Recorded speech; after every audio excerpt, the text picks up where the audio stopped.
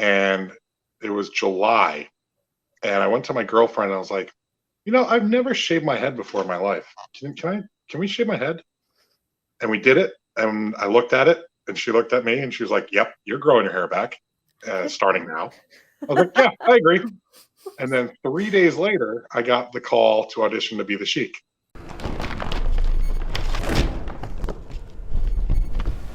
Further ado, we are so thrilled to welcome our guest. He is the one and only Brett Azar. Woo! Hello. How's it going? Fantastic. How are you girls? Delightful. Fantastic. It's a good way to be. Thank you so much for joining us. This is super exciting. Danica, you want to?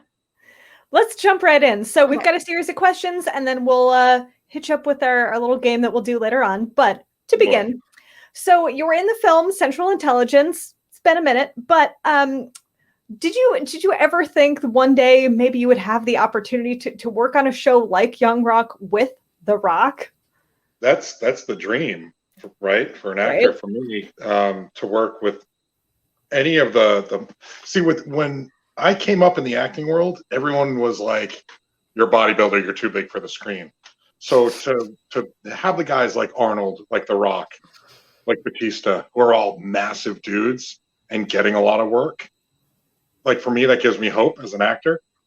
And I always assumed that eventually I would get called in to work with one of them. Never mind, two of them so far. But like movies like The Expendables, where they want the action hero still, give me hope. And then with Central Intelligence, that was a fun day. Totally random. Best highlight from that day was The Rock took my pre-workout during our lunch break. And also during a scene, director yells cut, and he holds up his hand, and his assistant throws a protein shake across the room. He catches it, he chugs it, he throws it back, and then they went on to the next scene. And I was just like, if I can do that in my acting career, that's it. Good. You made it. Good choreography too. To have the protein shake chug mid-set, that's my goal. So, so you mentioned a pre-workout. Do you have a pre-workout that you recommend? Do you have a favorite? I don't know. I'm not plugging any brand, but Bang Energy is awesome. I love that. We love Bang Energy. Oh my goodness. It's so awesome. Like, being in the wrestling world and around like the wrestling scene, a lot of Bang Energies just like randomly end up at the shows. Like they'll come with cartons full of them. And so I'm just like, oh my goodness. And cotton candy, look, it's delicious. Yeah, dude. Birthday cake. I haven't had birthday cake. Yeah. Give that one a roll. Okay. I'm into it. Well, okay. Speaking of drinks, let's segue to food. So one of the first episodes of Young Rock, there was a barbecue, where everyone was getting together. So if this was like a real life scenario, we're hanging out, what would you bring to a barbecue? Lambaba. Number one. So on those scenes, so there were a couple of barbecue scenes. There's one that hasn't shown yet. Okay. On there.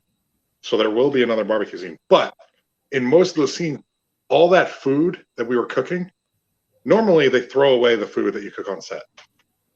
With us, I went up to the caterer and the people who are responsible for the food. I was like, hey, let's not throw any of this away. So anytime someone cooked something, they put it in a bin and they left it in my trailer. And I brought it back to the hotel, and we had barbecues every night on the roof. The whole cast, we were fed by what we shot that day. Like we would come home with pounds and pounds. Like in the last episode with the episode 6, we were in the locker room, and they had this full buffet in the background of pulled pork and pork chops and lamb and everything else. And I was like, is that like edible? And they were like, it is right now. And they're like, put it in the fridge as soon as we say cut. And we the whole cast, we all took shares of it and microwaved it every day. And we're like, that's what we That's brilliant. Yeah. Oh, it's so good. Great. I'm hungry. I'm starving now. Yeah. But I was going to say, like, in some scenarios, like, if you choose to eat in a scene, then every single take you're going to have to eat. So I always, like, have that in the back of my mind. That's a whole different story. Right. When we were sitting at the picnic table in episode, I don't know, previous episode, we were outside at a barbecue. And the guy who plays Sika, Fosse, he started eating a chicken wing, and they caught him on tape doing it. And so he had to eat a chicken wing every scene. And by the end of because we shot like 20 times, like in a row, different angles and all that. So he's got this pile of chicken bones by the end, and he's just like, "Oh, I totally regret taking that bite." Because he did it from start to finish. Continuity. Yeah. Yep. Oh, yeah. I mean, could I eat 27 wings? Probably could. That sounds delicious, but I say that now and then. It's a lot. It's a whole lot of wings. I don't know, dude. Then I'm like, Anyway. All right, moving on. So, away from food. Although that's sad, but yes. So you are becoming, I guess, an avid collector of Iron Sheik merchandise, obviously, because duh, who would not, especially in your position? Respect do the legend. Do you have a favorite piece that you've collected so far? Oh, select to get. I got the belt, the Sheik's belt made. I think I saw you post that, right, on your Instagram? Yeah. WWF, the big green championship belt. Damn. That's a big deal piece. And the guy who did it, Muhammad, Select to Get is the company, but he plated it in 24 karat gold and everything. And it's like, that's a keepsake for sure. Wow. But then other than that, my favorite thing, I mean, there's some rare like WWF action figures of the Sheik that I have, but the Funko Pops, I'm like addicted to them. Oh, I have one. I should have put it out. Man, I have I can't get enough of those. And they have a rare one, the variant where the Sheik's wearing a red headdress. And I'm like, I searched far and wide for that damn thing. Just because I wanted Keep my eye out for you. Yeah. Oh, here it is. Oh, as my husband brings me one, but he's not wearing the red one. It's just, oh my God, obsessed. Okay, here, Alice, you gotta go. Okay, Oh, we'll just no. get these out here. Alice is down. Wait, you can't even see it. Whatever, all that for nothing. But is there like, I mean, obviously now you have the belt. Is there like anything like super rare? Like, do you have anything signed by the Iron Sheik? No, not him personally. I talked to his daughter, Nicole, a couple of weeks ago, and she loved everything that I was bringing to the table as far as being the Sheik, and she put me on the phone with him, and just those phone calls are really special to me. Oh. But then after she was like, so like something came up where I was talking about, yeah, I mostly just wear gym clothes around the house anyway. And she was like, yeah, that's exactly what my dad does. Oh my God, I have like all his 70s gold gyms tank tops, like stringer tank tops. And I was like, that's my wardrobe. She goes, I'll send you some. I was like, if you could get me one of the Sheik's gold gyms and have him sign it, I will frame that. Like that'll be that'd be so sweet. That I would love. Yeah. Oh my God. I just got a little emotional about that. I know. That's amazing. And I have to say, like, he probably has my favorite Twitter account. You know, it's one of those things, like, you're ever having a bad day, you just look at who he's calling a jabroni that hour. I'm like, who he's throwing an F-bomb at. Yeah. Yeah.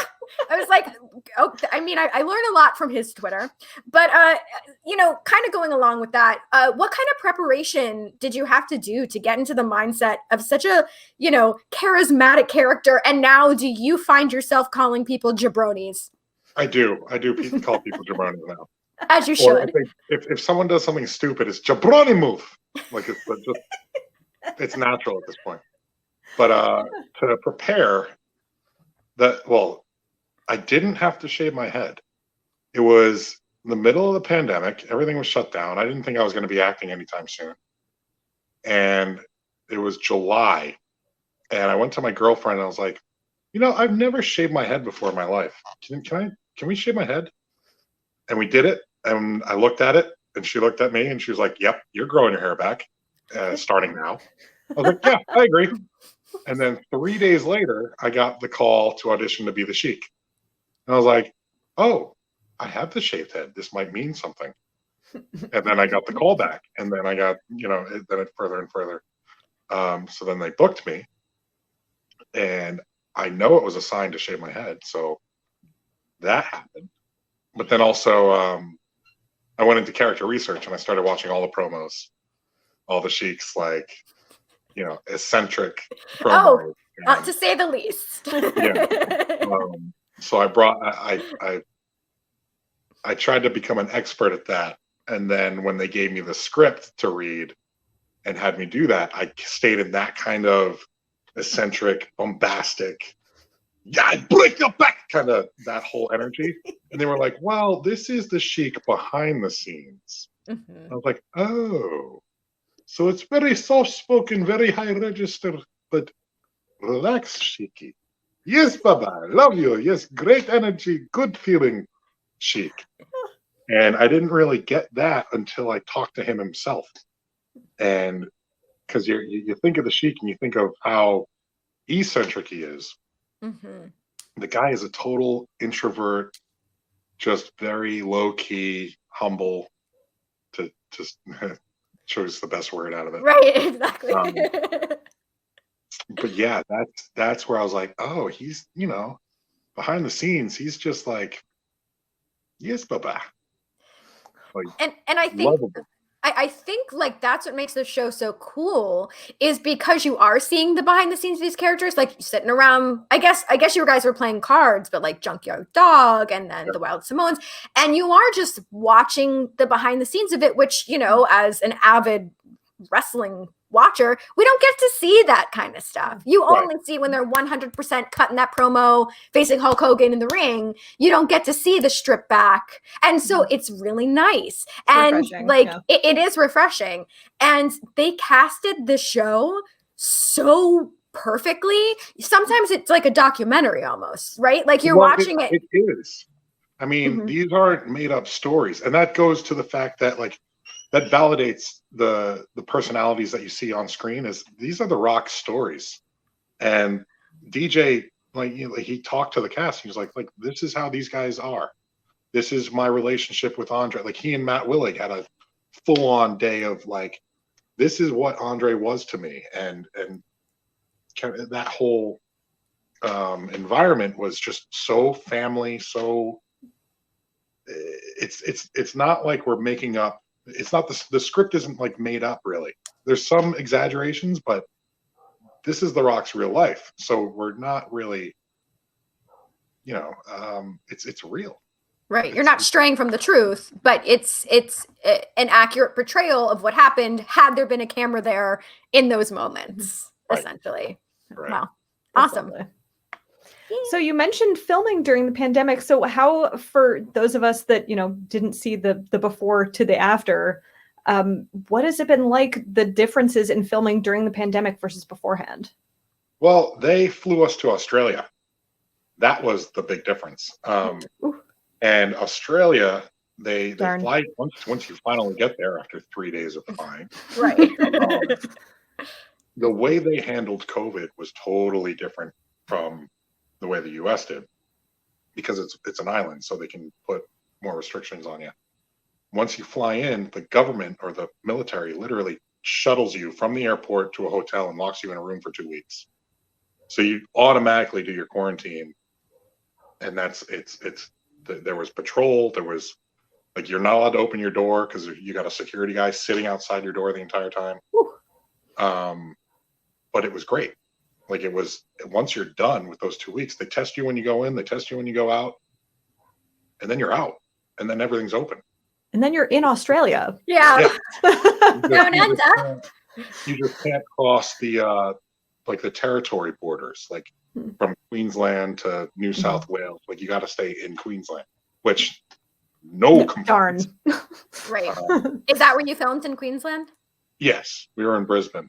Oh, Brisbane. Okay. And it was like a paradise. Like after being in New Jersey, not leaving my house for anything except groceries, and then going to Queensland and going to see kangaroos and koalas and filming and going to the gym without a mask on. And oh, what a life. Like going to the casinos with the whole cast and doing rooftop barbecues. It's like, Wow. Where did they shuttle us to this heavenly place, Yeah. But yeah, so that was a dream come true during COVID. And the other part of that, sorry to stray a little bit, but please stray away. because of the whole COVID situation, the whole cast was kept, in the same hotel and kept together for most things. So as far as a filming project, it's never felt like more of a family unit to me as part of anything I've been a part of. Because like as soon as we're done filming, we all go back to the same hotel together. We all do dinners together. Everyone's like, all right, who's off today? Who can go do something today? Who can, like, we took full advantage of being able to do stuff in the pandemic. And it really brought this family environment, and that continued in the show, in the filming. We were all, supposed to be that way on film, and we were that way in real life. So it was just so easy. It was the best project I've ever been a part of. How long were you out there? 3 months, 2 months. Oh, wow. 2.5, Oh, that's quicker than I assumed, but that's a pretty... They shuttled me out. I went out in September, and I came back just before Thanksgiving. But they kept, what they did was, because the show has the 3 timelines, the 3 different storylines, they shot all of the 10-year-old storyline first, all the scenes, no matter where it was in the season. And then they moved on to Bradley and Lexi's high school, and then they moved on to Uli's college. So Uli's college scenes were the last one shot, and they were there until February, basically right up until the premiere. That's great. Pretty damn fast. Like the craziest thing is watching those scenes, like thinking that was in Australia. I don't know I can't believe, I don't want to believe it. Like, no, they were at like, it's all about the U. Is that right? No, they made that whole set. Yep.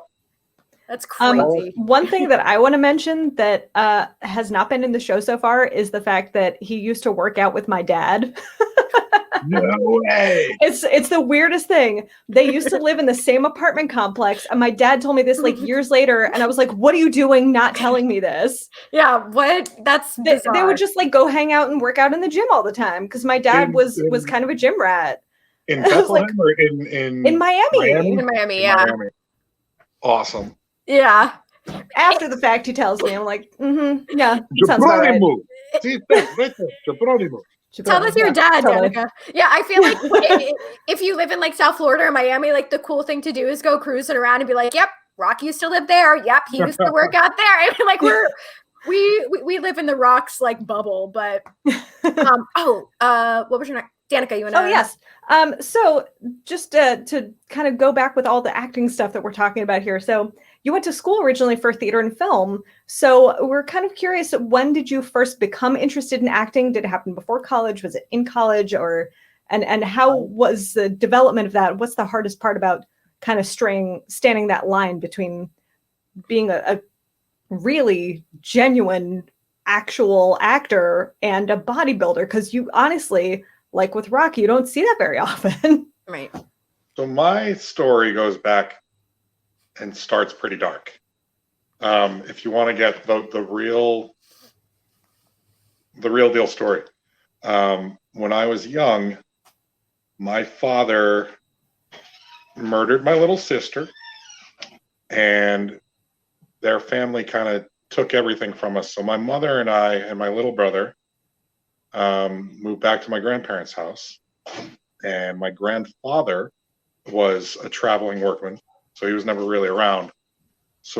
But he had a collection of Arnold movies. My childhood was watching Arnold movies as a father figure, and I always wanted to become this superhero, anti-my dad person, and I wanted to be the role model, the do-gooder, and the really jacked muscle guy. And so I guess part of that was, I was always in athletics when I was little, but I always had this desire to appear the way Arnold did, to have the morals that some of Arnold's characters did. And so for that to manifest into actually becoming Arnold, to be his body in the last 2 Terminator movies, means more than just getting a job. It really, I feel it was my sister, working her magic up there.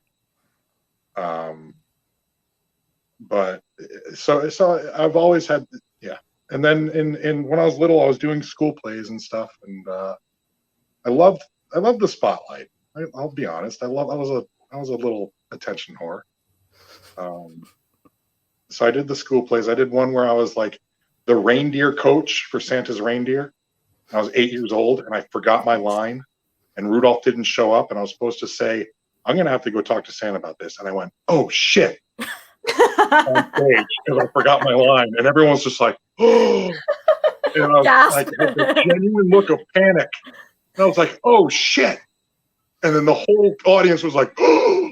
And then I remember my line, and I was like, "I'm going to have to go talk to Santa about this." And I started crying because I forgot my line. And meanwhile, all the other parents are talking to my mom like, "He's the best actor." He was so into his role that he even swore but didn't mean to. Like, he got so into that role.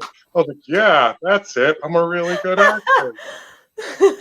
Nailed it. Yeah. And then in high school, I wanted to be part of the acting theater group. But I was the captain of the football team, captain of the baseball. I didn't have any time. I was always in athletics. I was in the competitive chorus, and the chorus geeks were the theater geeks. And I was actually closer friends with them than I was with the athletes. So I knew that going into college, I wasn't pursuing athletics for college. And I immediately joined the theater program at University of Rhode Island. And my parents were like, "Get a real job. You're not majoring in acting. That won't take you anywhere." I was like, "Okay." Yeah. Look at me now. But yeah. so I got my degree in exercise science and did kinesiology, and I graduated on the dean's list, magna cum laude, and straight A student, and went right back to acting. It's your calling, Yeah, it was. It's always been there, and it was just a matter of time of when I knew I was gonna get a bigger role. It was just when the universe was gonna make that happen. I'm such a firm believer that when things are meant to be is when they will happen. Right. It may not be today, but why not tomorrow? How do you know? I don't know. You shaved your head, and then the job presented itself. That's exactly it. Serendipity, right? Mm-hmm. And I mean, all the time. You put bodybuilding and being athletic, and then you're like, "I'm going to act too." And look, it literally presented the perfect role for you, and many more to come. I mean, like you mentioned, there are these big time actors like The Rock, Batista, Arnold, Sylvester Stallone. I mean, just to name a few. And like, I love that a character like the Iron Sheik, once again, and all of Young Rock is bringing these characters to the forefront. It's important. And I mean, I don't know. I just love wrestling. I can't say like enough good things. Danica, let's ask 1 or 2 more questions. We'll go to the game because once again, 8 p.m. New episode is on tonight. So let's do this one first. Okay, so obviously, like I've said a gazillion times, I'm a huge wrestling fan, and they have so many fans that are like all about it. They live, eat, sleep, breathe wrestling. But what was that like for you? What kind of fandoms did you have growing up? I know you mentioned Arnold. And yeah. Well, I hated the Sheik. You hated him? I hated the Sheik. I mean, I was a Hulk Hogan fan, so I don't like the Sheik. It's one. I get it. But I also, when I really came into my full-fledged wrestling fan, was when I was like, it was like the Attitude Era, NWO. Who did I love? I loved Bret Hart only because it was my name. Like, it started out with Bret Hart, British Bulldog, and Hulk Hogan, but then it moved into the Attitude Era where Razor Ramon, Hulk Hogan when he had the black Hollywood Hulk Hogan. Hollywood Hulk Hogan. Yeah. And then that brought in the Divas with Sable, and like that was as a teenager. I was like, Right. oh yeah, I like this. I like this a lot. Yes. Yep. But yeah, Razor Ramon was one of my favorites actually. Yep. Hey yo. Hey yo. Hey yo. Yeah, I love that dude. Yeah. Badass Billy Gunn.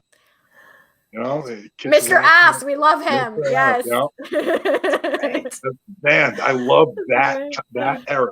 And then you had I loved it. I was a fan of The Rock, but my favorite thing The Rock did, every time he got Stone Cold Stunner, he did that like fish flop, like that extra his cell bounce off the mat, and he was the only one who kept doing that. And I loved that. For some reason, I would always wait for that fish flop. Be like, yeah, he did it. So that was one of the first. That was one of the first things I tried to do when we got into the ring with Chavo, learning how to wrestle in Australia. Oh, that's so cool. Yeah, I wanted to do Rocky's fish flop. And how did it go? I did it, and it was great. And then Chavo goes, "Yeah, don't ever advertise that I taught you that because you did it terribly, and I do not want that being plugged on social media. It'll give my name I don't want any part of that. You do not advertise this as part of your training." I was like, "Okay, Chavo, I love you." Oh. Chavo, another legend. My goodness. I know, right? When I met him, I didn't recognize him, to be honest, at first. And he goes, "Yeah, I'm Chavo Guerrero." I was like, "I fucking hate you." Yeah. It was the first thing I said. I was like, "Wait, you're the Chavo? I fucking hate you." And he goes, "Thank you. That means I did my job right." And I was like, "Yep." There you go. And then I was like, "I love Eddie, but I hate your guts. I'm sorry." And he goes, "Good. That's the way it was supposed to be." And then he taught us Wrestling 101, which was unbelievable. To just, every day train with Chavo. Like the guy can still do it all too. He showed, like, he was jumping off the top rope, flipping in and out of the ring, and we were just like, "Dude, you're gonna be sore, right?" He goes, "Yeah, I'll shrug it off." Okay, shrug it off. Yeah, but Eddie, man, Eddie. Oh man, Like the haircut match, like that, like with Eddie, like where that moment where they would try to cut the mullet. That was one of my favorite moments. Yeah. Of WWE. Yeah. We watched his, I guess, the Vice documentary not too long ago, and God, they've done such a good job with all those Vice documentaries. They've been really amazing. Danica, you ask one more, and then we will go to the game. Okay. All right. I'm going to do, this is totally random, but as I was perusing your Instagram things, I saw this very adorable video of you dancing with your lady friend. My fiance. She's a fiance. She is a fiance. Yay! Congrats. Miss Linda Simone. Yes. Papa Linda. Yeah. It was the cutest thing. So I was curious, do you have a favorite style of dance or a favorite dance move? It's swing. Swing. Yeah, 100%. swing. What we want to do is learn, that dance routine that Jim Carrey and Cameron Diaz did in The Mask? In The Mask? Oh, yeah. Of course. That's what we want. We want to pull that off. God, yes. Okay. Oh my God. I'm looking forward to the video. Yes. And that was, we took classes. That was the only thing we ever did. We took private dance classes during the pandemic, during shutdown. Nice. And we took all these classes every week. And the final, we were going to get it on tape and put our whole routine together on a nice tape with our instructor. And Young Rock called me and they said, "Change of plans. You have to fly out tomorrow," when I was scheduled to fly out 2 weeks later. And we were just like, "What?"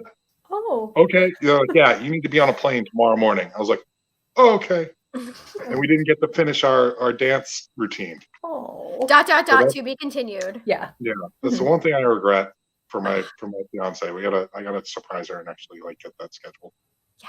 Do it. Yes, oh, that's so sweet. That'd be so cute. Yeah. Okay, real quick before we go to the game, two things I want to mention. So you were in Staten Island Summer with the Jost brothers, who we absolutely adore and love. We have Casey on here once a month. He's our honorable other thing. So I just wanted to, any stories from Staten Island Summer getting to work with the Jost? Sarah Green, right? Sure. Yes. The short hair one from Twilight. Yeah. Okay. She was the main actress. I got to play her boyfriend. I drove my own motorcycle 2 hours to get to set in the rain. I show up on set soaking wet. She was sleeping on the table, and she puts her head up. She goes, "Oh," and then puts her head back down. And that's how I met her, as like this soaking wet motorcycle guy. And I was like, "I'm your boyfriend." And yeah. I love that. I'm your boyfriend. And I would be remiss if I didn't mention, and I know my friends would absolutely kill me if I didn't mention Worst Cooks in America. I just wanted to know, would you ever compete on another reality show? Or was that process just so absolutely insanosaurus that you wouldn't? Titan Games? If DJ wants to bring me on Titan Games, I will do that. But as far as like a dating show or anything, no, not like a dating show, but like I was going to say like Ninja Warrior, or Titan Games, or The Floor is Lava, even. The floor. I don't know. The Floor is Lava seems to get a lot of people that can't think right, and I think I'm too smart for Floor is Lava.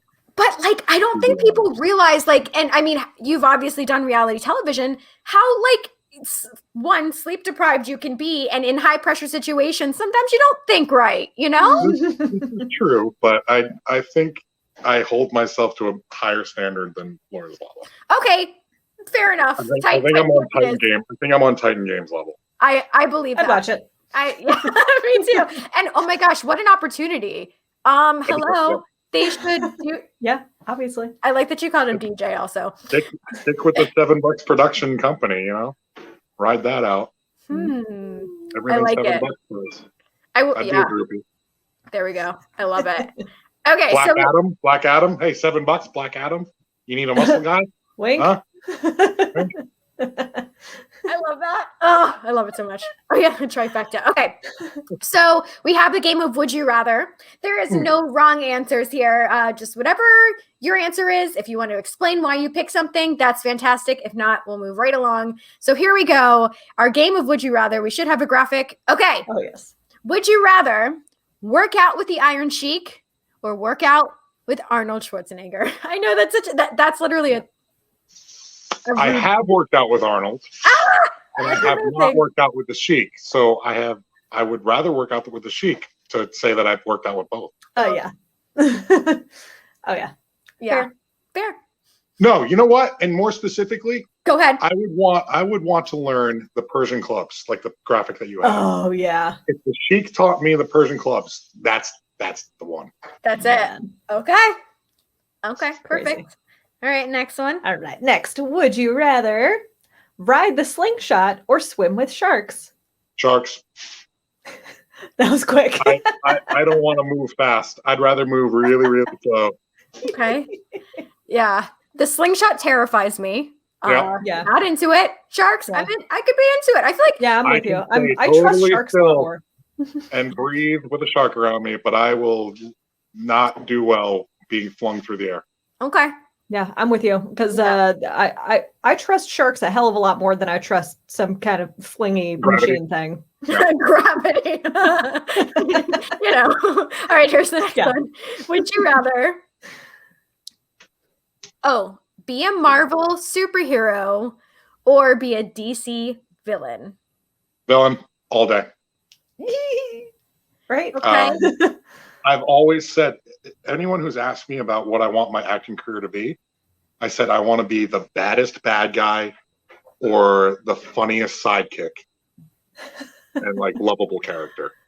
And the Sheik was actually like that in both cases, you know. Mm-hmm. So actually the perfect role because he was the baddest bad guy as his gimmick, and he was a super lovable character in real life. So I've reached my goal as an actor, but DC villain all day. DC give villain. Give me the bad guy. Yeah. Okay. That's more like Batman. Answer to me. Because I think, I feel like you'd be an incredible Bane. Well, obviously. Yeah. Obviously. Well, talking about type. Tom Hardy pulled two roles that I would love. Venom is my absolute favorite character. Yes, same. Love that. And Bronson. Hello, come on. That was the first thing that I saw when I pulled up a couple of pictures. I was like, he just is Charles Bronson, though. And then he got Bane. So Tom Hardy's on my shit list. Man. Yeah. Fair. Yeah, Tom Hardy, if you're watching right now, we're coming. You hear that, you bro. dick? Yeah. Okay. I wasn't going to go that far, but all right, next one. Love you, Tom. Just kidding. Danica. All right. Would you rather have the ability to shapeshift like a T-1000 or have superhuman strength? T-1000's a dick. Yeah. Superhuman strength all day. But he can shapeshift. No, you don't have to actually. No. T-1000 is the bad guy. I want nothing to do with the T-1000. It's just the ability. It's just the ability. Just the ability. Yeah. You don't have to be a bad guy. You're not becoming the T-1000. You're just shapeshifting. We've already labeled it T-1000. I'm biased. Okay. It's honest. I choose Terminator strength over T-1000 bullshit. Fair enough. All right. Good stuff. Terminators, if you're watching, you're also on our shit list. All right. Okay. Would you rather smell what the rock is cooking or have to say, it doesn't matter what your name is? Like whenever someone tells him the name. You know, that's tough because The Rock has been posting those pancakes that he makes. All 100 of them? 200 of them? With the peanut butter on them and like brioche bread. Mm. Yum. Linda has made those. So I have smelt what The Rock was cooking. Okay. Linda made them, and they were delicious. But I would love to just break out in the middle of someone's sentence with the "it doesn't matter." ... Yep.